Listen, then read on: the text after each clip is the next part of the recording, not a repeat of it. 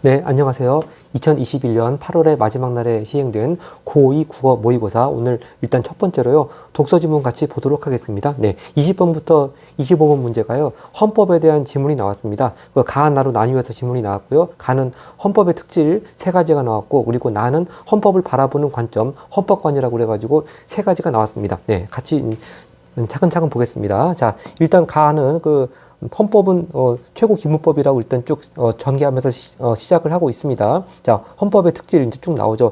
이 최고 규범성하고 뒤에 보면 다음 문단에 자기 보장성이 나오고 마지막 문단에 권리 제한성이 나옵니다. 먼저 최고 규범성부터 보겠습니다. 자, 헌법이 이 최고 규범이라고 하는 거, 헌법이 국민적 합의에 의해 제정되었기 때문에 인정된다. 항상 보면은 요 가 부분에서 헌법의 하위에 있는 법규범들, 그러니까 정의하자면은 법률, 명령, 규칙, 조례 그런 것들 있지 않습니까? 우리가 통합사 때 다 배웠던 것 같은데요. 네, 이런 것들. 헌법 밑에 있는 법률, 명령, 규칙, 조례, 이런 것들은 당연히 헌법으로부터 효력을 부여받는 것이고 또 존속을 보장받으므로 법률은 헌법에 합치되어야 하며 헌법을 위반하는 법률은 그런 내용의 법률은 무효가 되죠. 바로 그런 거 보고 위헌법률이라고 하지 않겠습니까? 위헌법률. 자, 그래서 따라서 법률은 헌법에 모순되어서는 안 될 뿐만 아니라 적극적으로 헌법적 가치를 실현해야 된다. 뭐 내용은 그렇게 어렵지 않는데 여기서 이제 헌법 하위에 있는 법규범들 제가 쭉 통합사에 나온 예를 좀 같이 적었냐 하면요. 이 가 전체가 이렇게 헌법 하위에 있는 이런 법규범들하고 헌법하고 어떤 차이가 있는가 좀 비교하는 내용들이 계속 이어지기 때문에 일단 좀 관심을 가지고 주의를 가지라는 의미에서 제가 적었습니다. 바로 이것이 최고 규범성이고요. 그 다음 두 번째 문단이 바로 자기 보장성이라고 하는 건데 어떤 것들인지 먼저 봅시다. 자, 역시 또 비교하는 거 나옵니다. 하위에 있는 법규범들과는 달리 스스로를 보장하지 않으면 안 된다. 이게 무슨 말인가 봅시다. 자, 이 하위 법규범들은 자, 법률을 한번 생각해 보세요. 상위 법규범인 헌법이 있죠. 그리고 국가 권력이라는 절대적인 강제 수단이 있다고 하는 겁니다. 이런 식으로 해서 효력이 보장되는데 즉 이런 하위 법규범들은 이런 든든한 백이 있다는 거죠.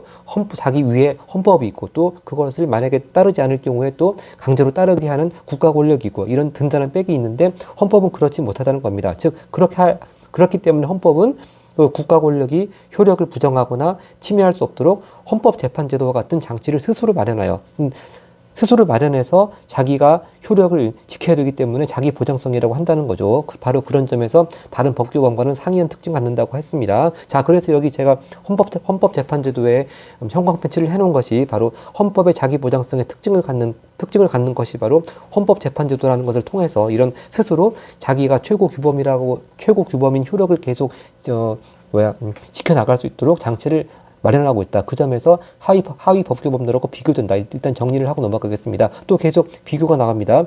헌법재판은 일반 소송과 달리 국가기관이 그 재판 결과를 따르지 않아도 이를 강제적으로 따르게 할 수 없는 한계가 있다. 자, 여기 이제 한계가 나오기 시작합니다. 여기서 일단 어휘 문제가 있는데요. 기억 따르다라고 하는 거 일단 25번에 1번 선지가 있으니까 간단히 보도록 하겠습니다. 자, 25번에 1번 보면요. 우리는 명령을 따르며 바로 이거네요. 명령을 따르다 아까 우리 지문에 나와 있는 재판 결과를 따르지 거의 같은 뉘앙스로 같은 또 목적어를 그렇게 쓰고 있습니다. 자, 그러면 일단 답을 쉽게 1번으로 골랐고 다시 지문으로 가겠습니다. 자, 계속 헌법재판하고 일반 소송하고 다른 점 계속 이어지겠습니다. 강제적으로 따르게 할 수 없는 한계가 있다. 이게 가장 중요한 것 같아요. 자, 그러면서 얘가 좀 있으면 나오겠습니다. 자, 이런 한계가 있으니까 헌법재판소의 결정은 국가 권력을 포함한 헌법에 적용을 받는 모든 대상들이 이를 존중하는 조건하에 실현된다. 그러니까 뭐 입법부, 사법부, 행정부 그런 국가기관도 그렇고 일반 국민들도 그렇고 모든 대상들이 존중하지 않으면은 이 강제적으로 따르게 할 수 있는 수단이 없기 때문에 이렇게 존중해주지 않으면 헌법은 아무리 좋은 말들 다 갖다 붙여 놓더라도 휴지 쪼가리에 불과하다. 그런 의미겠습니다. 그러면서 지금 예를 들고 있습니다. 일반 소송하고 예를 들고 있습니다. 자, 대여금 지급 소송. 그러니까 돈 빌려주고 갚지 않으니까 돈 갚으라고 하는 그런 재판이죠. 그런 소송에서 돈을 빌려준 사람이 이겼습니다. 재판에서 승소한 경우에 그 사람은 법원의 도움을 얻어 돈을 빌린 사람이 가지고 있는 재산을 강제로 팔아서 빌려준 돈을 받을 수 있다. 즉 아무리 피고가 원고한테 돈을 갚아라고 판결한들 피고가 따르지 않을 경우가 상당히 많겠죠. 그럴 경우에 원고는 바로 피고가 가지고 있는 부동산이면 부동산, 은행에 예금 있으면 예금 그런 걸 팔아가지고 아마 그런 거 보고 강제집행 절차라고 하는 것 같습니다. 제가 좀 적겠습니다. 자, 바로 이런 강제집행 절차를 통해 가지고 이렇게 자발적으로 판결을 따르지 않는 사람한테 그렇게 빌려준 돈을 받을 수 있다고 하는 거죠. 하지만 이런 일반 소송과는 달리 헌법재판의 경우에는 어떤 법률 조항에 대해서 헌법에 합치하지 아니하다며 입법자에게 개선 입법을 촉구하여도 자기가 이런 법 조항은 헌법에 맞지 않으니까 국회가 알아서 좀 헌법에 맞는 내용으로 고치시오. 그렇게 아무리 헌법재판소가 결론을 내려도 입법부가 이를 따르지 않을 경우 국회의원들이 따르지 않으면은 아무 소용없다는 겁니다. 그래서 결국 그 얘기죠. 입법부로 하여금 강제로 지키게 할 수 있는 수단이 따로 없다. 그러니까 국회의원들한테 강제로 우리 헌법재판소가 판결한 내용에 따라 가지고 새롭게 법을 고쳐라. 그렇게 강제할 수 있는 수단이 없다는 얘기입니다. 그렇기 때문에 이제 가 빈칸이 주어지고 그렇기 때문에 헌법의 최고 규범으로서의 효력은 뭐뭐뭐뭐에 좌우된다고 할 수 있다. 이게 이제 22번 이 빈칸에 뭐가 들어가야 될까? 22번 문제인데 충분히 이 자기 보장성이 나와 있는 요 문단 내용을 우리가 쭉 이해를 했다면 답은 뻔하죠. 그러니까 그 강제할 수 있는 수단이 없기 때문에 국가기관이든 국민이든 스스로 헌법을 존중하고 지켜야 되겠다는 의지가 있는 것이 중요하겠죠. 바로 그런 내용이 아마 답일 겁니다. 22번 문제 보겠습니다. 자, 22번 문제 바로 그런 내용이 들어가 있는 답이 바로 그 5번이죠. 5번. 헌법의 내용을 실현하고자 하는 모든 구성원들, 국가기관이든 국민이든 적극적으로 의지가 있어야 됩니다. 다시 아까 얘기하지만 본문에 나와 있는 대로 모든 대상들이 이를 존중하는 조건하에 이렇게 헌법적 가치가 헌법의 최고 규범성이 실현될 수 있다. 바로 본문 내용 그대로 우리가 추론해서 답을 고를 수가 있겠습니다. 네, 나머지 선지들 뭐 굳이 볼 필요가 없겠지만 같이 보자면요. 네, 어떻게 오답을 만들었는지 같이 보겠습니다. 자, 1번 선지. 헌법재판소의 결정 이행을 위한 강제 수단 마련자. 헌법재판소의 결정 이행을 위한 강제 수단 마련. 이런 거 불가능하다고 했습니다. 그리고 2번 선지. 헌법에 의해 권한을 부여받은 입법부의 독자성 보장. 안 그래도 국회가 헌법재판소가 이렇게 법 고치라고 하는 거 안 따르는데 거기다가 더 독자성을 보장해주면 더 안 따르겠죠. 네, 이건 좀 적절하지 않고요. 3번 선지 최고 규범을 판단하는 기관인 헌법재판소의 법적 권위. 아무리 법적 권위가 있다고 하더라도 따르지 않으면 아무 소용 없는 것이고요. 4번 선지 헌법의 실효성을 높이기 위한 국가 권력의 법적 제재 수단 이런 것 제재 수단 없다고 했습니다. 바로 그런 점에서 일반 법률이나 일반 소송과 차이점이 있다고 했죠. 자, 이렇게 답은 일단 22번에 골랐고요. 자, 계속 이제 마지막 헌법의 마지막 특질 권력 제한성에 대해서 보겠습니다. 네. 권력 제한성이 나온 문단입니다. 헌법은 서로 다른 사람들 간에 존재하는 공통의 가치. 바로 이 공통의 가치라는 게 뭡니까? 우리 통합사회에서 가장 대표적으로 나오는 공통의 가치가 뭐 인간 존엄성, 행복 추구, 뭐 자유 평등 그런 거죠. 네, 바로 그런 내용을 생각하면 이해가 쉬울 겁니다. 그런 걸 연결고리로 해서 국가를 창설해낸다.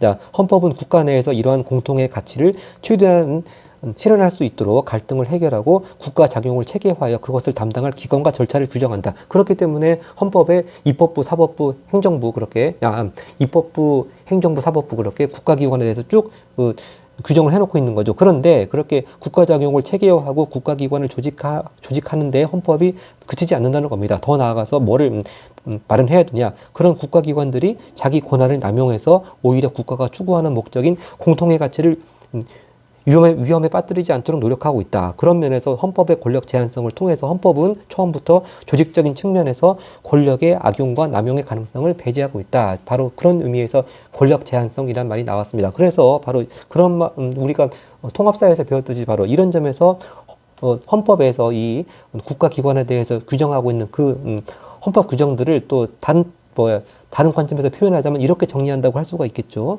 자, 제가 여기 썼듯이 삼권 분립하고 견주와 균형입니다. 그래서 각각 입법부, 행정부, 사법부 다 그런 그 각 챕터 안에도 각각 서로가 입법부는 또 행정부, 사법부에서 또 견제가 되는 장치들이 있고 또 서로 그렇게 삼각관계로 물고 물리면서 이런 장치들을 마련해 놓고 있다고 하는 것이죠. 네, 자, 그런 거 다 통합사회에서 충분히 공부를 했을 것 같고요. 자, 이렇게 해서 삼권 분립을 하고 견제와 균형을 추구하는 목적은 또 항상 나오듯이 국민의 인권과 뭐 권리를 국민의 자유와 권리를 보장한다. 뭐 인권을 보장한다. 늘 나오는 돌고 도는 얘기였습니다. 자, 이렇게 해서 일단 가지문 헌법의 특질에 대해서요. 최고 규범성, 자기 보장성, 또 권력 제한성 이렇게 네, 세 가지 특질이 있다고 하는 거. 이제 그 세 가지 특질의 기본적인 개념을 이해하면 뭐 문제는 쉽게 풀릴 것 같은데 자, 일단 가지문만 읽고 풀 수 있는 문제가 21번이 남아 있으니까 21번 문제로 가겠습니다.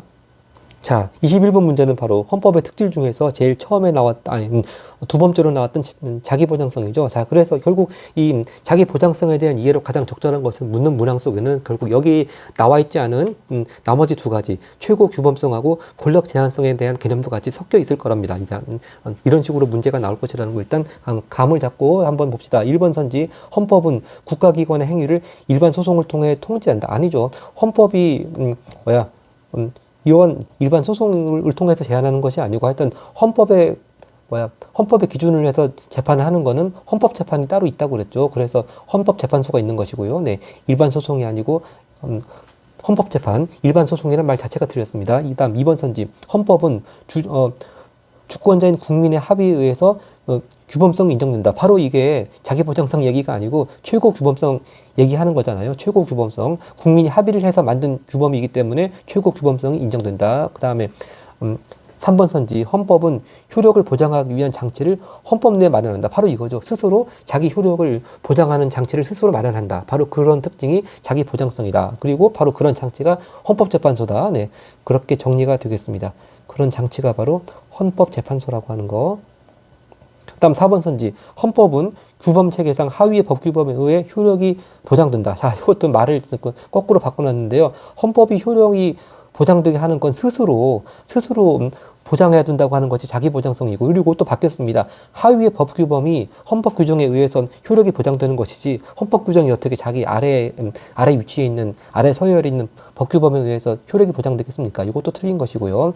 5번 선지, 헌법은 헌법에 의한 권력 남용의 가능성을 스스로 제한한다. 자, 이거는 자기 보장성이 아니고 권력 남용성이요, 아니 권력 제한성이죠. 제일 마지막 특질이었습니다. 자, 이렇게 해서 자, 이 헌법의 특질 세 가지 중에 하나, 자기 보장성에 대한 이해를 묻는 지문 속에는, 선지 속에는 오답으로 다른 두 가지 특질, 최고 규범성이나 권력 제한성에 대한 개념이 섞여 있다는 거. 또 이제 만약에 이걸 문제를 달리내가지고 우리 내신 같은 거에 자기 보장성 말고 뭐 최고 규범성이나 권력 제한성에 대한 이해를 묻는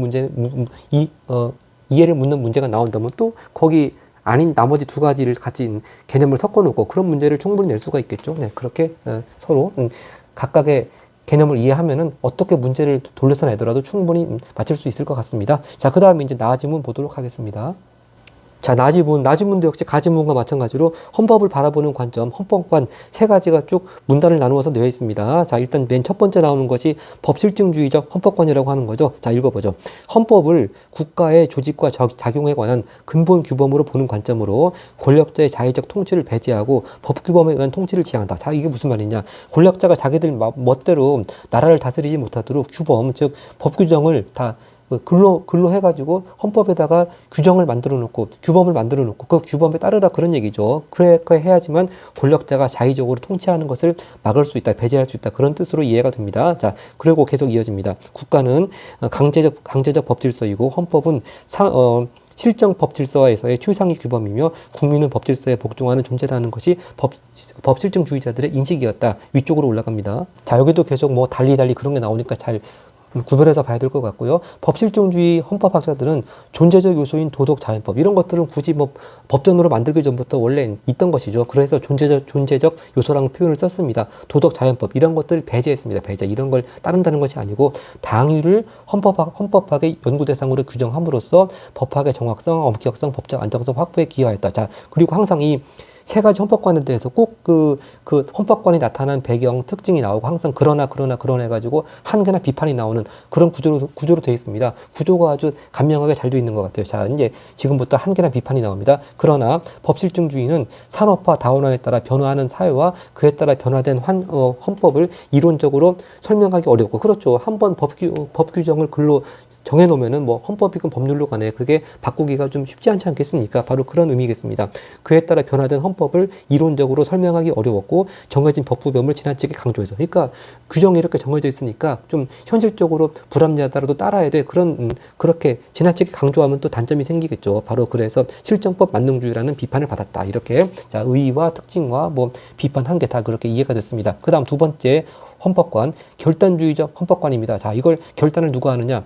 헌법 제정 권력의 근본적 결단으로 보는 관점. 그럼 헌법 제정 권력이 뭘까? 근데 뒤를 보면 이해가 됩니다. 주권자가 헌법 제정 권력자네요. 그러면 결국 그 헌법은 오늘날의 그 민주주의 국가들에서는 국민투표해 가지고 헌법이 제정되고 개정되는 거니까, 즉 일단 국회에서 헌법안을 만들어서 또 국민투표에 붙여서 국민투표에 의해 가지고 헌법이 제정되고 또 개정되고 하는 거니까, 바로 여기서 주권자는 그 국민을 의미하는 것이고 헌법 제정 권력자도 국민을 의미하는 것이라고 그렇게 추론이 가능하겠습니다. 하여튼 그런 헌법 제정 권력자의 의지를 강조했다. 헌법은 자 이것도 아니라가 들어있으니까 혹시 이걸 가지고 선진할 경우에 대해서 대비해서 구별해야 되겠죠.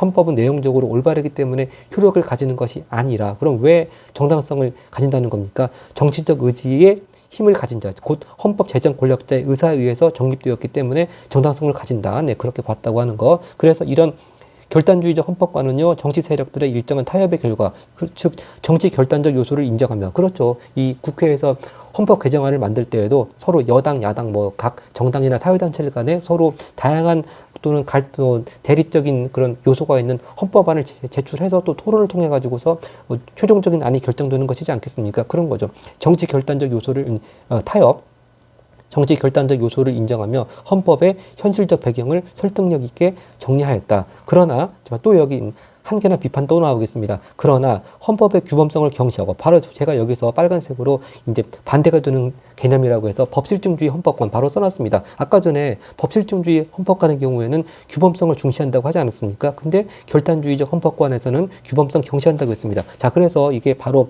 앞에서 앞문단에서 봤던 개념에 대해서 반대가 되는 그런 내용이 나올 경우에 바로바로 이거는 어떤 관점하고 대비가 되는 것인데 그걸 체크를 해놔야 됩니다. 왜냐하면 이제 나중에 고3 가면 특히 이제 이런 유형의 지문이 전형적으로 계속 나올 건데요. 자, 이를 가나 지문으로 나누어진 거는 꼭 관점의 차이들이 꼭 들어 있습니다. 그래서 어떤 관점의 입장에서 어떤 관점을 비판할 때 어떻고 항상 그렇게 나오기 때문에 각 관점별로 차이점, 그때그때 차이점이 딱 드러날 때마다 체크를 해놓고 넘어가야 되는 것이죠. 자, 이렇게 해서 헌법의 규범성을 경시한다고 하는 점, 법실중주의적 헌법관하고 차이가 있구나 일단 체크를 해놓고 넘어가겠습니다. 현실적 영향력만을 강조해서 국가를 권력 투쟁의 장이 되게 하고 독재자의 결단이 곧 국민의 의사라는 논리로 권위주의적 독재 국가의 등장에 이론적 근거를 제공하였다. 이런 비판을 받고 있다는 거, 결단주의적 헌법관이었습니다. 그리고 마지막 이제 통합론적 헌법관입니다. 네, 이름이 참 근사하죠. 통합론적 헌법관, 헌법을 국가 통합을 위한 법질서로 보는 관점이다. 그러면서 국가를 완전한 통일체로 보지 않고 지속적인 갱신의 과정, 갱신이 계속 새롭게 고쳐나가는 거죠. 갱신의 과정으로 보았다 하는 겁니다. 자, 이 통합론적 헌법학자들은 적대적 정치 세력으로 분열된 국가를 새로운 통일체로 형성하기 위한 도구로 헌법을 인식하며, 헌법이란 것이 뭐냐, 공감대적 가치를 바탕으로 해서 아까 전에 뭐 인간의 존엄성, 자유평등 그런 거, 바로 이런 것들이 공감대적 가치겠죠. 가치를 바탕으로 국가의 통합을 실현하고 촉진하기 위한 것이다. 이것이 이제 헌법이라고 본 거죠. 통합론적 헌법과는 헌법을 완성물이 아닌 하나의 과정, 아까 과정이라는 표현 나왔습니다. 하나의 과정으로 바라보며 오늘날의 민주주의적 상황과 다원적 산업사회의 현실을 효과적으로 설명했다. 바로 이것도 역시 법실중주의적 헌법관과 대비가 되죠. 아까 법실중주의적 헌법관의 단점이 뭐냐면 산업화 다원화에 따라서 변화하는 사회에 제대로 대처하지 못한다. 그런 거였는데 이 통합론적 헌법관은 이런 오늘날 계속 변화하는 민주주의 상황하고 다원적 산업사회의 그 현실을 효과적으로 설명할 수 있다고 하니까 법실중주의적 헌법관하고 딱 대비가 된다. 역시 그 점도 체크하고 넘어가야 되겠습니다. 그러나 역시 또 한계와 비판 또 나옵니다. 통합의 중요성을 지나치게 강조한 나머지 헌법의 규범성을 소홀히 하고, 바로 규범성 소홀히 한다. 이건 또 뭐하고 대비됩니까? 규범성을 중시하는 법실중주의적, 또 대비가 되네요. 체크하고 넘어갑니다. 이 통합 과정을 너무 조화롭게만 보아서 갈등의 요소를 경시했다. 어찌 보면 너무 좀 순진한 관점이다. 그런 뜻이겠네요. 자, 이렇게 해서 세 가지 헌법관 다 봤습니다. 자, 이제 마지막 문단 하나가 더 있는데, 자, 이거는 결론적으로 이 세 가지 입장 다 종합적으로 고찰을 해야 되고, 따라서 헌법의 효력이나 헌법의 해석이 문제되는 경우에는 세 가지 헌법관을 함께 생각할 수 있는 자세가 필요하다. 결국 한마디로 말하자면 절충적 입장을 제시하고 있다. 그렇게 끝맺음을 하고 있겠습니다. 자, 이렇게 나지문까지 같이 봤고요. 이제 가나지문을 공통해서 볼 수 있는 문제들 20번부터 보도록 하겠습니다. 자, 20번 문제는 아마 새로 바뀐 교육 과정에 따라 가지고 이 독서 활동에 대한 그 학생의 활동하는 그 활동지라든지 이런 그 독서 활동의 목표를 또 이렇게 시험 문제에 반영하는 경향으로 이렇게 최근 문제가 출제가 되고 있는 것 같아요. 자, 일단 가나 공통점. 자, 이게 공통점이 이게 A, B, C 세 가지가 있는데 적절, 부적절 이런 건데 이게 그냥 그 적절한지 부적절한지 이거에 이 자체가 또 답이 되고 안 되고 그런 차이점이 있는데 이게 A, B, C 무조건 뭐 맞는 거 동그라미 치고 아닌 거 뭐 X하고 그렇게 일단 선주로 가면 안 되겠습니다. 차근차근 봐야 되겠습니다. 자, 그 공통점은 헌법의 다양한 특성을 드러내기 위해 정보를 병렬적으로 제시한 거 맞네요. 가는 그 헌법의 특질에 대해서 최고 규범성, 또 자기보장성, 권력 제한성 세 가지 다 병렬적으로 문단을 나눠가면서 제시했죠. 역시 나아지문도 역시 헌법관의 세 가지 헌법관, 법실증주의적, 결단주의적, 통합론적 다 세 가지 문단을 나누어서 병렬적으로 제시했습니다. 그럼 맞네요. 그럼 적절이죠. 그러면 적절히 여기 1, 2, 3번 3개가 있겠습니다. 자, 일단 4번하고 5번 떨어져 나갔습니다. 차이점. 가는 나와 달리 헌법에 대한 서로 다른 견해를 종합적인 절충안 도출하고 있다. 자, 절충안 도출한 건 우리 방금 봤듯이 나가 그렇고 가는 아니잖아요. 그럼 B는 부적절하겠습니다. 그러면 이제 B가 부적절해 있는 거 여기 2번하고 3번입니다. 자, 일단 후보는 둘 중에 하나로 압축됐습니다. 자, 근데 보통 보면 이 우리 독서 지문에서 글의 전개 방식에 대해서요. 그 절충적 그런 거는 잘 적절한 예로 나온 것이 거의 없는 것 같은데 역시 이것도 물론 그 절충적인 내용이 그 지문 속에 들어있긴 합니다만 이게 또 가리키는 지문이 나를 가리켜야 되는데 가를 가리키고 잘못 가리켰습니다. 그다음 차이점 또 하나 나는 가와 달리 헌법과 관련된 여러 입장 즉 헌법관이죠. 여러 입장의 긍정적 측면 부정적 측면 그러나를 딱 경계로 해가지고 이렇게 두 가지 측면 함께 밝혔습니다. 이건 적절하겠습니다. 그러면 2번 3번 남은 것 중에서 C만 남았네요. C 3번만 남았으니까 3번이 답이겠습니다. 네, 자 가볍게 정리했고요. 그 다음에 23번 문제로 가겠습니다. 자, 23번 문제. 통합론적 헌법학자의 입장에서 법실중주의 헌법학자를 비판한 내용으로 가장 적절한 것은 자, 이제 고3 문제도 그렇고요. 이렇게 하나로 나누어져 있는 지문들은 아까도 말씀드렸다시피 여러 관점들이 많이 제시가 되기 때문에 서로 어느 관점에서 어느 관점을 뭐 비판하고 또 어느 관점을 옹호하고 서로 크로스해 가지고서 이렇게 서로 관점의 차이를 묻는 문제가 많이 나옵니다. 근데 이제 아직 고2 단계에서는 그렇게 고3처럼 뭐 5가지 넘어가고 그렇게 복잡하게 나오지 않는 것 같고 딱 3가지밖에 안 나왔네요. 자, 그런데 여기 보시면 통합론적이 나왔고 법실중주의가 나왔는데 하나가 안 나와 있죠. 뭐겠습니까? 결단주의적 헌법관에 지금 빠져 있습니다. 자, 그럼 왜 빠져 있겠습니까? 이 결단주의적 헌법관에 해당되는 개념을 선지 안에 넣고서 잘못된 선지를 지금 만들기 위해서 하나를 뺀 거죠. 자, 그리고 어떤 관점에서 어떤 관점을 비판한 내용을 적절한 것은 자, 이런 거는 결국 이 풀엄에 해당되는 거는 자, 풀엄에 해당되는 거는 그 장점이 나와야 되겠죠. 네.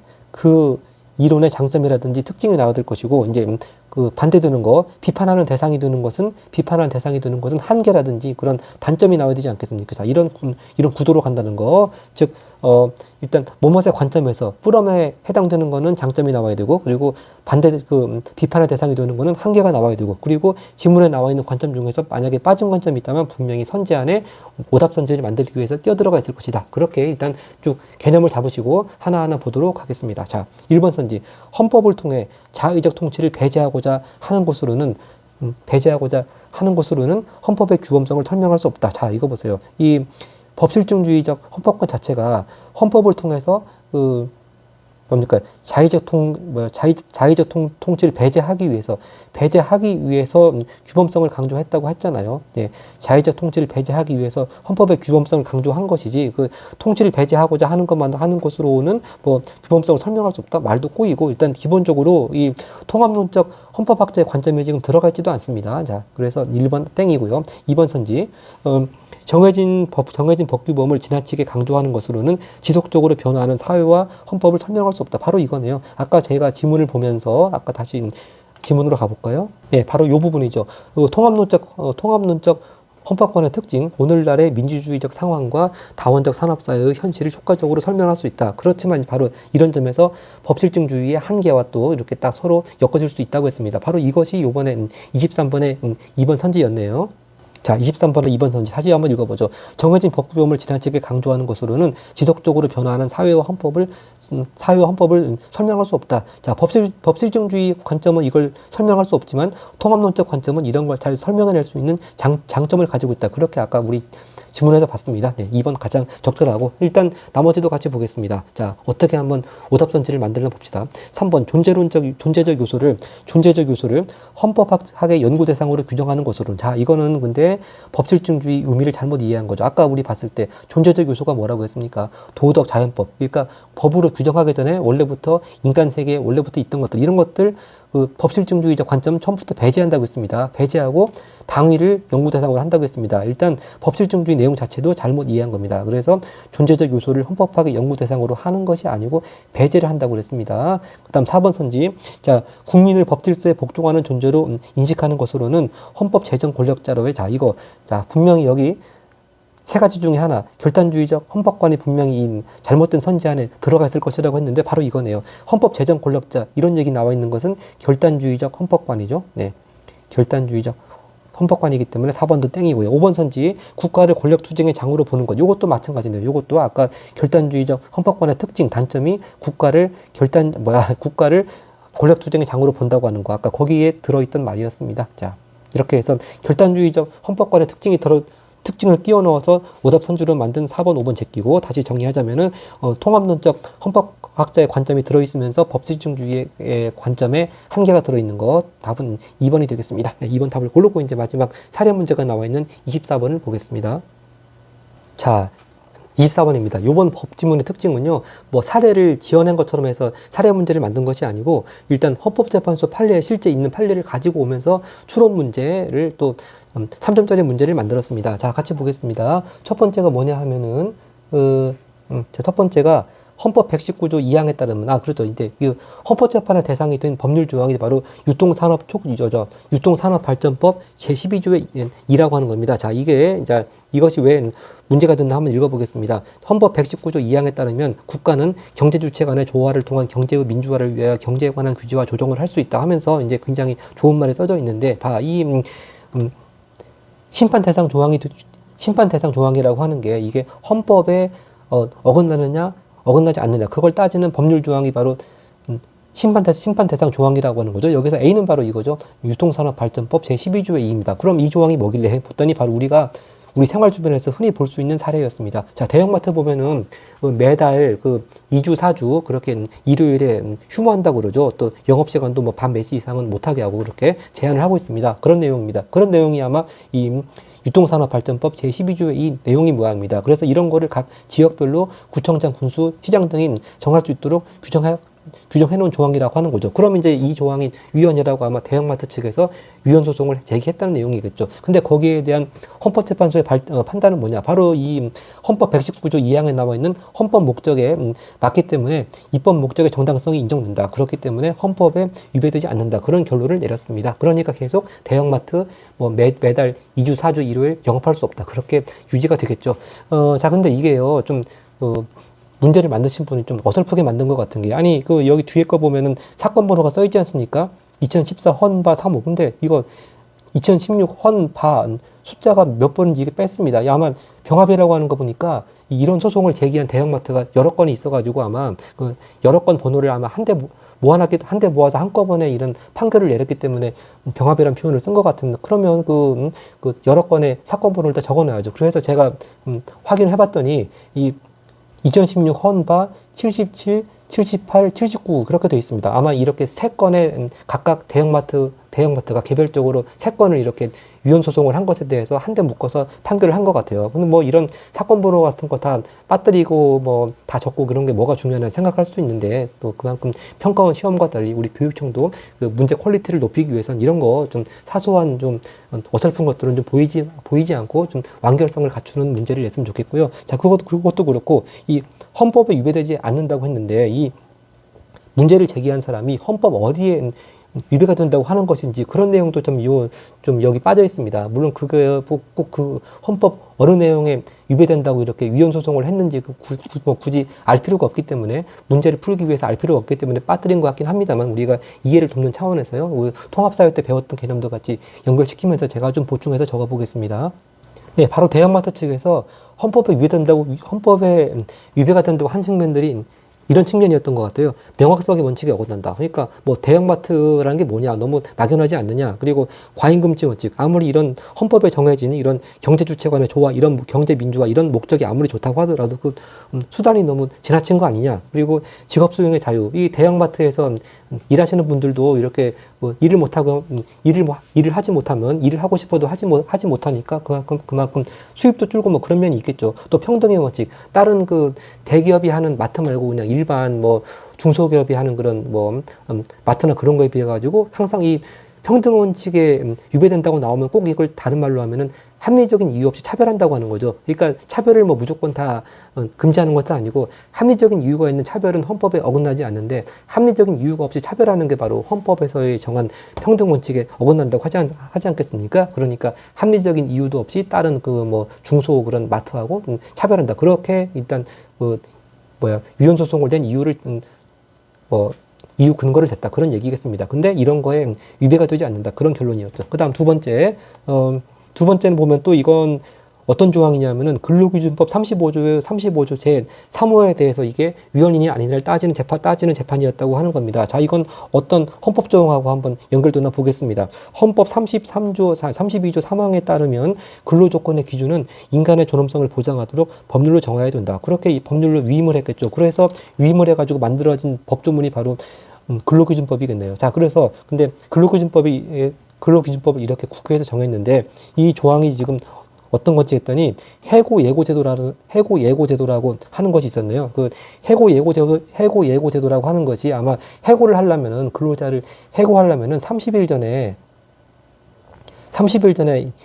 예고를 해야지. 그렇게 갑자기 불시에 그렇게 뭐 나가버려라, 자르겠다, 그렇게 하면 진짜 상당히 근로자의 지위라든지 생활이 불안정해지지 않겠습니까? 그걸 막기 위해서 30일 전에 일단 해고를 하겠다고 예고를 해야 되고, 그런 예고를 하지 않고 만약에 해고하면은 30일분에 통상임금을 지급해야 된다. 그런 내용이 바로 해고 예고 제도인 것인데, 근데 거기에 대해서 예외가 있다고 하는 겁니다. 월급 근로자 중에서 6개월이 되지 못한 자한테는 굳이 해고 예고를 하지 않고, 즉 30일 전에 미리 예고하지 않고도 30일 안에서 해고할 수 있다. 그렇게 해도 뭐 30일분의 통상임금 지급할 필요 없다. 그런 내용이겠네요. 이렇게 예를 두었다고 하는 것인데, 여기에 대해서 이제 이렇게 6개월이 되지 못하신 분이 아마 해고당하고서 이런 해고 예고 조항에 따른 보호를 받지 못하니까 이런 위헌 소송을 했겠죠. 자, 그런데 거기에 대한 헌법재판소의 판단은 이런 거는 근로자의 권리를 침해하는 거니까. 근데 물론 이런 걸 규정을 정하는 것은 입법자의 권한인데, 그 입법자의 권한 역시 헌법에 어긋나서는 안 된다. 즉 입법자의 입법권을 남용해서 안 된다. 그렇게 또 이유를 전개하면서 결국 이런 조항은 근로기준법, 이 예외를 둔 조항은 헌법에 위배된다. 자, 그러니까 이 아직 입사한 지 6개월이 되지 못한 월급 근로자도 해고할 때는 30일 전에 예고해야 된다. 그렇게 결론을 내렸습니다. 자, 그래서 이제 이 법조항은 아마 나중에 폐지가 됐겠죠. 자, 이렇게 일단 그 사례를 이해하고, 이것도 제가 좀 보충해야 되겠습니다. 이것도 이제 헌법의 어떤 부분에 위배가 되는가, 이것도 방금 근로자의 권리 나왔죠. 이 근로자의 권리라고 하는 거, 우리 통합사회에서 그 기본권의 종류 중에서 어느 범주에 속한다고 했습니까? 네, 제가 여기 쓴 거 이거죠.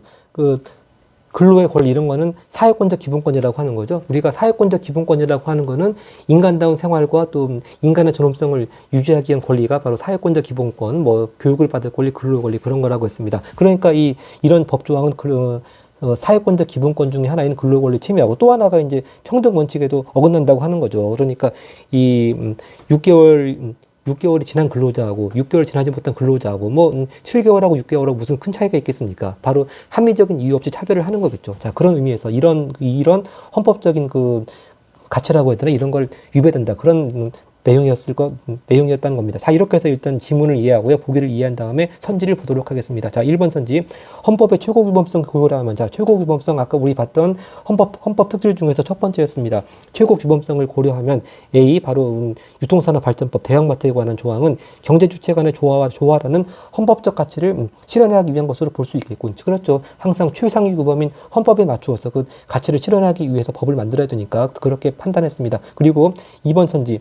헌법의 권력 제한성, 헌법 특질 중에서 세 번째였습니다. 권력 제한성을 고려하면 B가 아까 근로기준법이죠. 그 B와 관련된 입법자의 권한은 국가 공통의 가치를 실현하는 범인으로 한정되어야 된다. 즉 입법권 남용하지 말라 그런 얘기죠. 남용 금지. 바로 그게 권력 제한성 뜻이었습니다. 이것도 맞는 선지. 3번 선지입니다. 법실증주의적 헌법관에 따르면 헌법관 첫 번째였죠. 법실증주의적 헌법관에 따르면 A에는 아까 유통산업발전법에는 경제에 관한 규제와 조정이라는 권력자의 통치 이념이 반영. 아니죠. 바로 법실증주의 헌법관의 기본적인 출발이 뭡니까? 권력자의 통치 이념 배제를 해야 된다고 그랬죠. 배제를 하기 위해서 규범성을 강조하는 그런 입장이라고 했습니다. 계속 그렇게 마치 우리가 지문을 본 지 오래되면 이게 또 헷갈릴 수가 있는데 다시 한번 돌아가서 확인해 보면은 법실증주의 헌법관의 기본적인 출발점이 권력자의 통치는 배제하고 그러기 위해서 규범성을 강조한다 그랬습니다. 그래서 일단 3번 적절하지 않은 거 답을 고를 수가 있겠습니다. 그 다음 4번 선지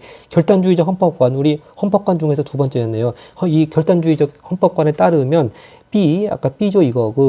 근로기준법에는 인간의 존엄성을 보장하여야 한다는 주권자의 의지, 바로 주권자의 의지가 결단주의적 헌법관의 키워드죠. 맞습니다. 이것이 반영되지 못한 것으로 봤으니까 헌법재판소가 위헌으로 판결을 내렸죠. 5번 선지 마지막입니다. 통합론적 헌법관, 세 번째 헌법관에 따르면 A, 아까 대형마트, 유통산업발전법에는 경제의 민주화라는 가치, 즉, 아까 전에 표현을 따르면 공감대적인 가치라는 표현이 있었죠. 공감대적인 가치를 바탕으로 국가의 통합을 실현하는 노력이 반영된 것. 바로 지문에 나와 있는 표현 그대로겠습니다. 5번도 적절. 답은 3번으로 확실하게 확인했습니다. 자, 이렇게 해서 우리 법지문, 헌법의 특질과 헌법권 세 가지씩 나와 있는 지문 잘 봤습니다. 네, 고맙습니다.